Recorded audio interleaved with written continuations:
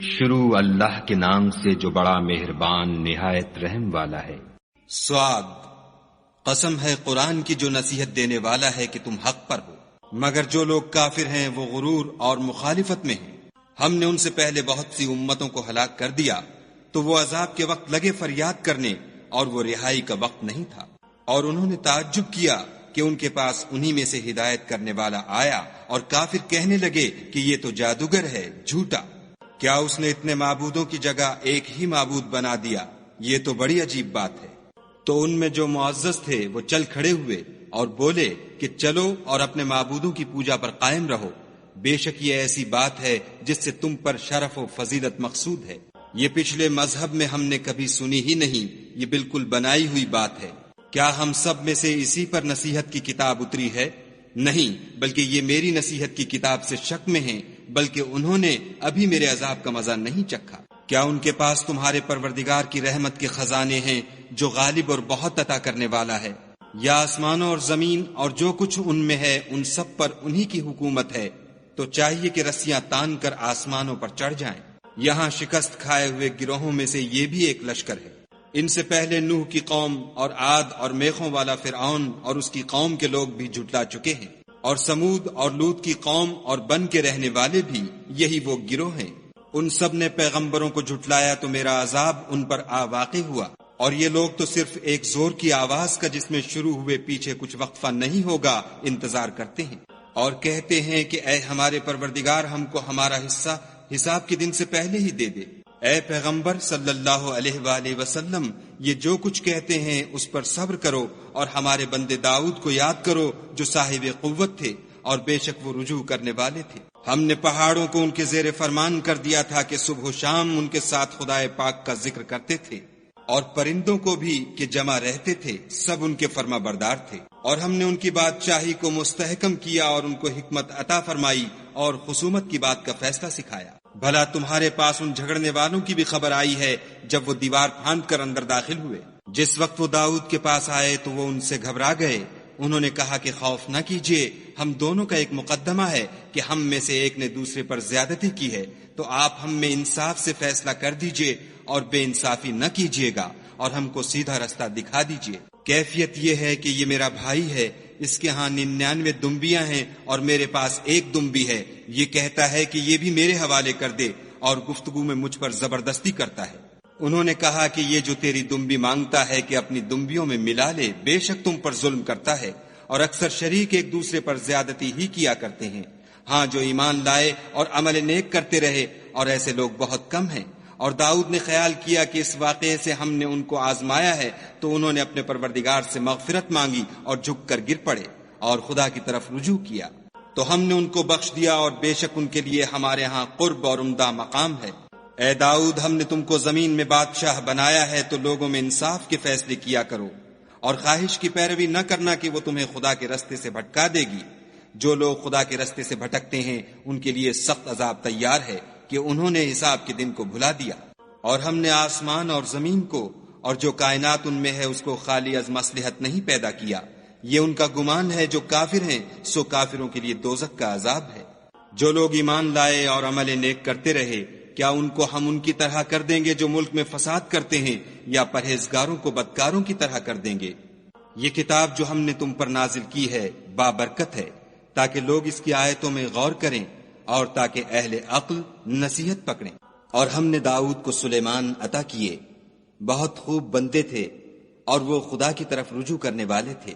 جب ان کے سامنے شام کو خاصے کے گھوڑے پیش کیے گئے تو کہنے لگے کہ میں نے اپنے پروردگار کی یاد سے غافل ہو کر مال کی محبت اختیار کی، یہاں تک کہ آفتاب پردے میں چھپ گیا۔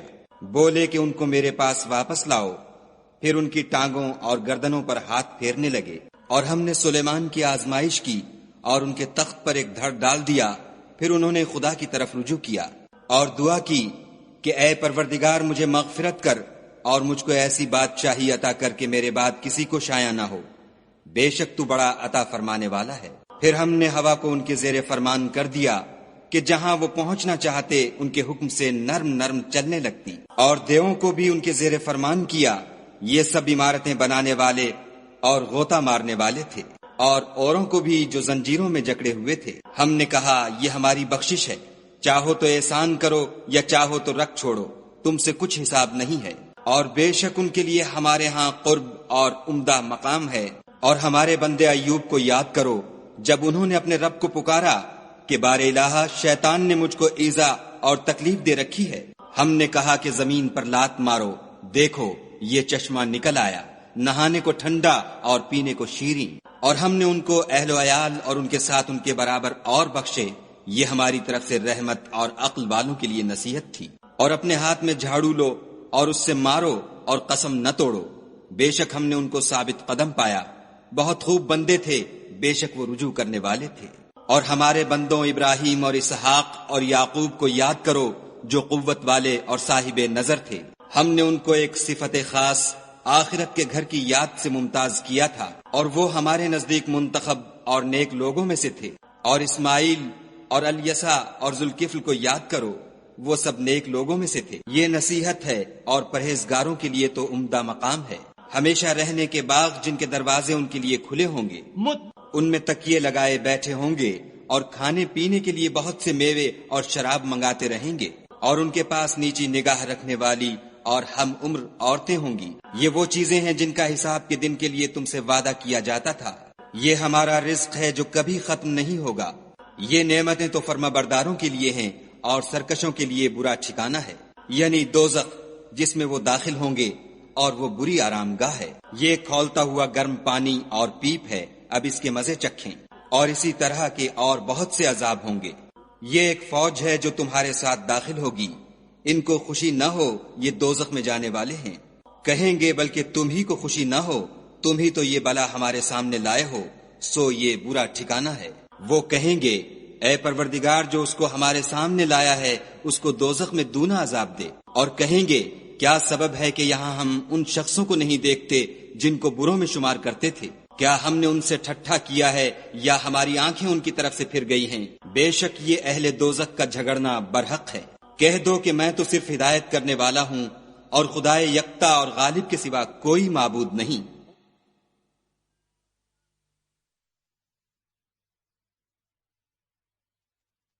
جو آسمانوں اور زمین اور جو مخلوق ان میں ہے سب کا مالک ہے، غالب اور بخشنے والا۔